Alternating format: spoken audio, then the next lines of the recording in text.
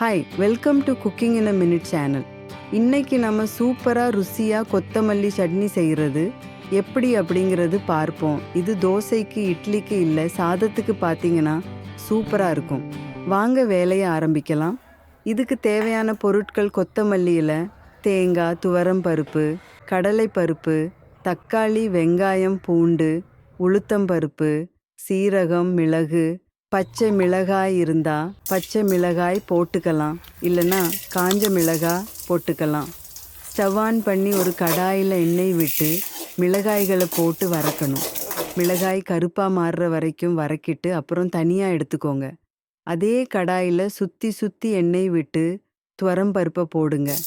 அது பொன்னிறமாக மாறுற வரைக்கும் கிளறி வதக்கணும். அதுக்கப்புறம் இதையும் தனியாக எடுத்துட்டு வைக்கோங்க.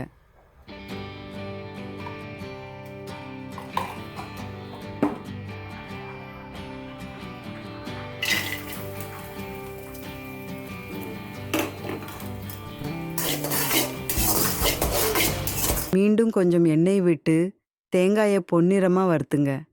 இதையும் மேலே சொன்னது மாதிரி எடுத்துட்டு வைக்கோங்க.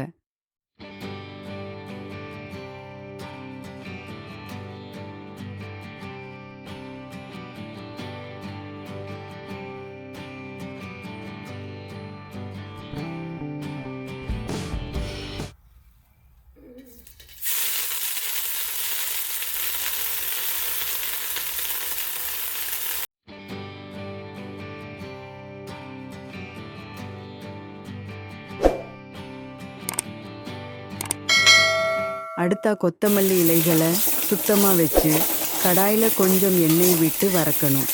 சுருங்கி சுருங்கி வரும். அப்புறம் அதை எடுத்துட்டு வைக்கோங்க.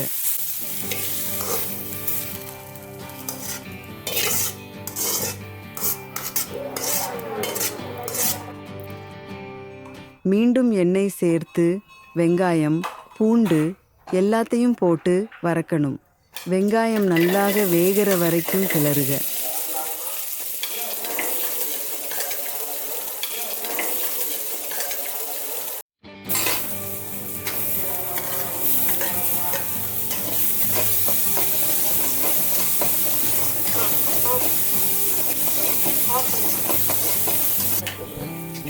இப்போ வறுத்து வச்ச எல்லாத்தையும் கொத்தமல்லி, தேங்காய், மிளகாய், துவரம்பருப்பு இதையெல்லாம் உப்பு தூவி இன்னும் 1 நிமிஷம் கிளறுங்க. கடைசி இதை மிக்ஸி ஜாரில் போட்டு நல்லா அரைச்சி ரெடி பண்ணிக்கோங்க.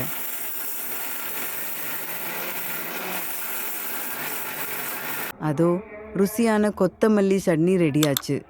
இது தோசை, இட்லி, சாதத்தோ சாப்பிட்டு பாருங்க.